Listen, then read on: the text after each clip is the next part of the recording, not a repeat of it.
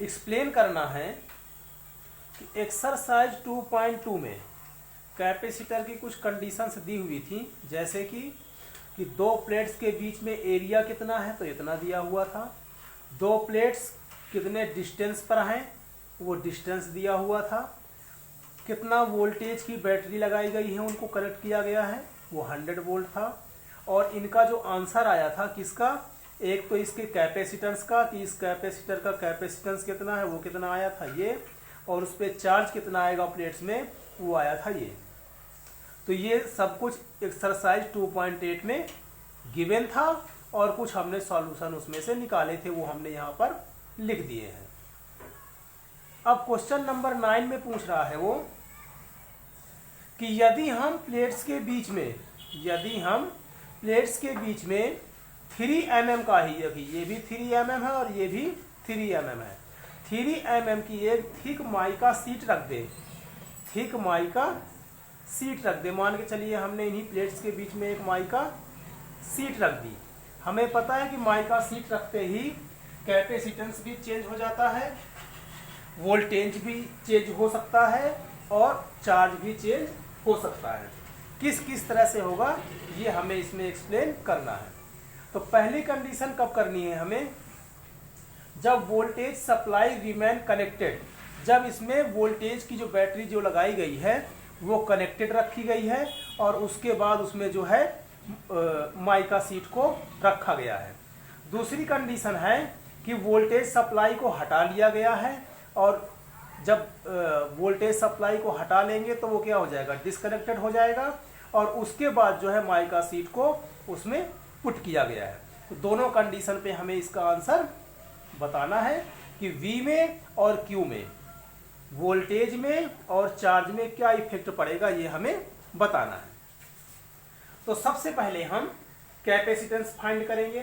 Capacitance होता है कि जब किसी माइका शीट को या किसी और डाई इलेक्ट्रिक कांस्टेंट को हम प्लेट्स के बीच में रख देते हैं तो उसका कैपेसिटेंस चेंज हो जाता है। कितना चेंज होता है तो उसका फार्मूला होता है C dash equal to K into C। तो C dash equal to K कितना दिया हुआ है यहाँ पर 6 दिया हुआ है और C कितना है तो C ये रहा, ये हमने एक्सरसाइज 2.8 में फाइंड कर चुके हैं। तो इसको मल्टीप्लाई करेंगे हम तो ये आएगा 106 पिकोफैरेड के समथिंग ये आ जाएगा। अब लेते हैं हम कंडीशन नंबर फर्स्ट।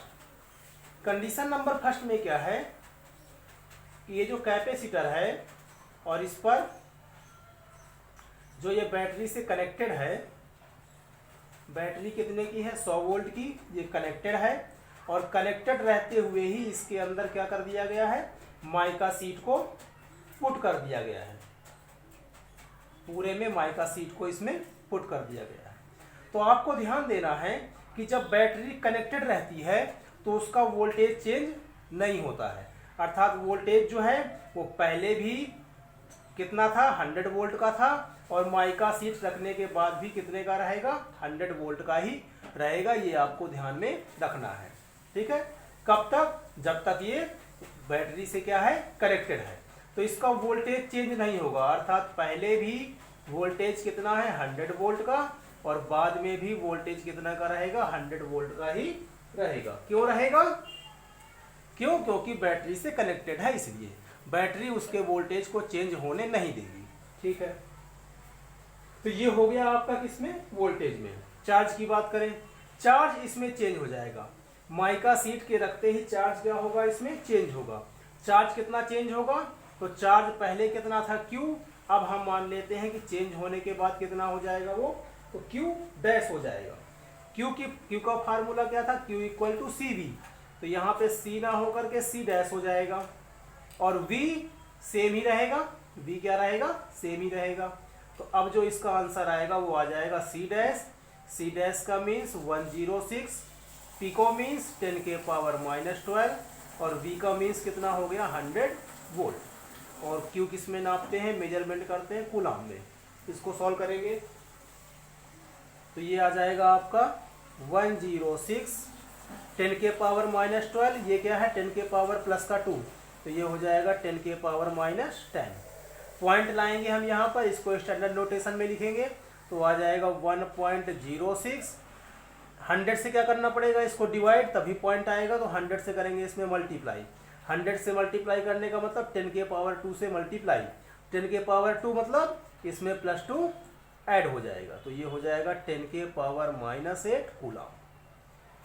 तो Q पे क्या इफेक्ट आएगा कि Q हमारा चेंज हो जाएगा, और V पे क्या इफेक्ट आएगा कि V हमारा सेम रहेगा। कब? जब बैटरी के लगे रहने के बाद हम किसको, माइका सीट को इसमें पुट कर रहे हैं। दूसरी कंडीशन क्या है, दूसरी कंडीशन ये है कि बैटरी को हमने डिस्कनेक्ट कर दिया, बैटरी से इसको हमने हटा लिया, रिमूव कर लिया। अब इसमें क्या है, सिर्फ कैपेसिटर है, सिर्फ और सिर्फ कैपेसिटर है, ठीक है। अब कैपेसिटर है तो जितना इस बैटरी को चार्ज करना था उसने इस कैपेसिटर को चार्ज कर दिया है। जितना इस वोल्टेज सप्लाई जो हमने दिया था, इस सप्लाई ने जितना इस कैपेसिटर को चार्ज कर दिया है उतना ही ये चार्ज रहेगा, चार्ज तो हमारा चेंज नहीं होगा, ठीक है। तो चार्ज रहेगा हमारा सेम, चार्ज रहेगा सेम। चार्ज पहले कितना था, इतना था, और यही चार्ज क्या रहेगा बाद में। कब? जब बैटरी को हम हटा लेंगे, क्योंकि जितना बैटरी को चार्ज करना था कैपेसिटर को, उसने कैपेसिटर को चार्ज कर दिया है। कितना चार्ज कर दिया था उसने, 1.771 10 के पावर -9 कूलम उसने चार्ज कर दिया था। उसके बाद बैटरी हमने हटा ली, हटाने के बाद उसमें चार्ज उतना ही रहा आएगा। तो पहले भी चार्ज इतना था और बैटरी हटाने के बाद भी चार्ज कितना रहेगा, इतना ही रहेगा, चार्ज में कोई इफेक्ट नहीं आएगा, ठीक है। वोल्टेज पे इफेक्ट आएगा, वोल्टेज क्या होगा, कम हो जाएगा। जब तक बैटरी लगी हुई थी तब तक तो 100 वोल्ट था, पहले भी और बाद में। बैटरी को हटा लिया तो अब ये इसका वोल्टेज क्या हो जाएगा, कम हो जाएगा, ठीक है। बैटरी हटाने के बाद तो कितना हो जाएगा, तो फिर से यही formula V equal to, V कितना हो जाएगा, मान के चलिए V डैश हो जाएगा, तो V dash equal to Q, और C कहाँ आ जाएगा, नीचे, तो Q upon C। Q change नहीं हुआ है इसलिए Q का Q ही रहेगा, C चेंज हो गया है क्योंकि उस पर हमने माइका सीट पुट कर दी है, तो ये कितना हो जाएगा, C डैश। Q की वैल्यू ये रही 771 10 के पावर -9, और C डैश कितना है, तो C डैश आपका आ चुका है 106 पिको, पिको मीन्स 12। सॉल्व करेंगे इसको सोल्व करेंगे तो आपकी वैल्यू कुछ आएगी 16.7 और वोल्ट की, ठीक है। तो ध्यान रखना है आपको, क्या ध्यान रखना है कि जब तक बैटरी कनेक्टेड है तब तक आपका वोल्टेज चेंज नहीं होगा। बैटरी को जब डिसकनेक्ट कर दिया हमने तो जितना चार्ज पहले रहा होगा उतना ही चार्ज बाद में रहेगा। तो इसमें वोल्टेज चेंज नहीं होगा, क्यू चेंज होगा, और इस वाली कंडीशन में क्यू सेम रहेगा और वोल्टेज चेंज हो जाएगा। और बैटरी को हटाने के बाद ही इसमें क्या हमने पुट किया है, माइका सीट को पुट किया है।